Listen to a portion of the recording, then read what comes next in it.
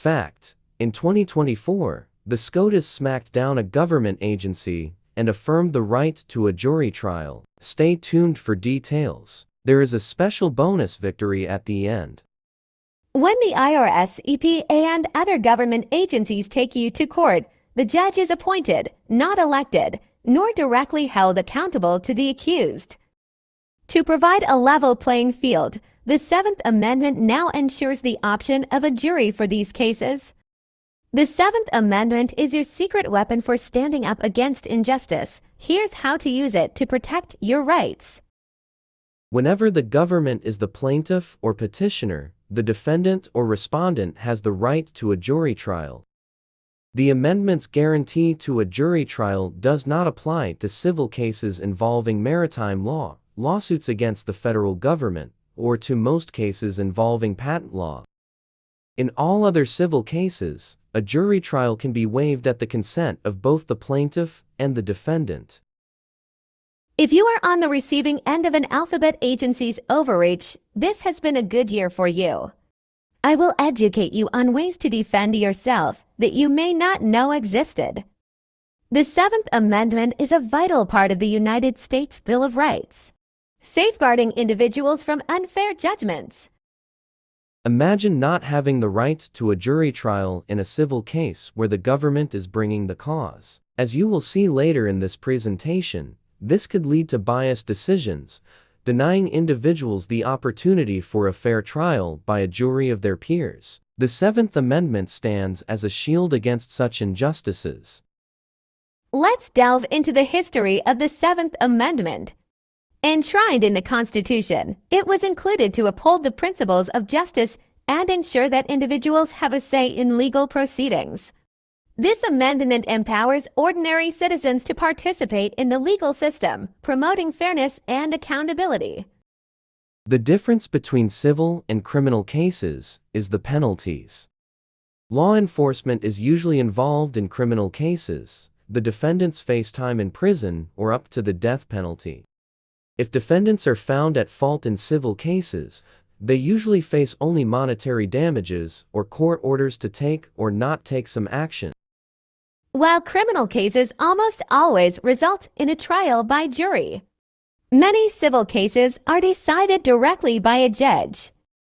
While they are not constitutionally required to do so, most states voluntarily allow jury trials in civil cases. Under the Sixth Amendment, all defendants in criminal cases are entitled to an attorney. Those who want but cannot afford an attorney must be provided with one free of charge by the state. Defendants in civil cases must either pay for an attorney or choose to represent themselves. A person may face both civil and criminal trials for the same act. Only the criminal trial has the double jeopardy clause. The SCOTUS ruled that the Securities and Exchange Commission's routine practice of imposing fines in its administrative proceedings violates the Seventh Amendment right of trial by jury in all suits at common law.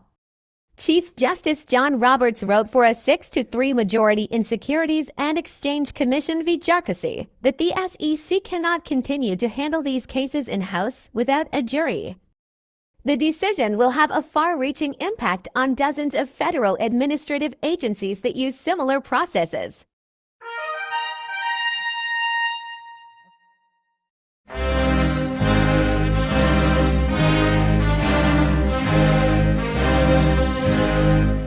In its simplest form, the Chevron Doctrine works like this. Congress creates the Environmental Protection Agency and charges them with conserving the wetlands. You find and buy a 10-acre plot of land that has a 2-acre pond on it. The pond is fed and drained by a creek. The EPA decides that 20% of your land is a wetland and decides to take jurisdiction over it. You cannot do anything to live on the land that they now control. I hear you. What about the due process guaranteed by the Fifth Amendment?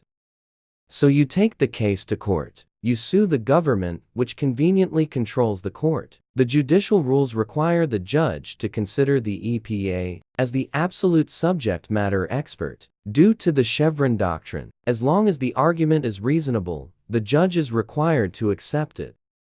Remember, you are suing the government, A jury trial is not an option.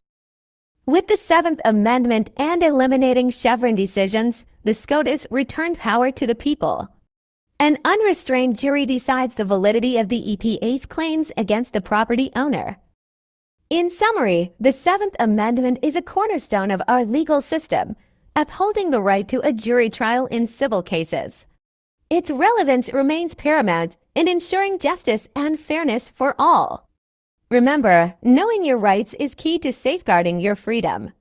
I encourage you to share your thoughts on the Seventh Amendment in the comments below, and don't forget to subscribe for more insightful videos on legal rights. Together, let's continue to educate ourselves and protect our freedoms. Thanks for watching.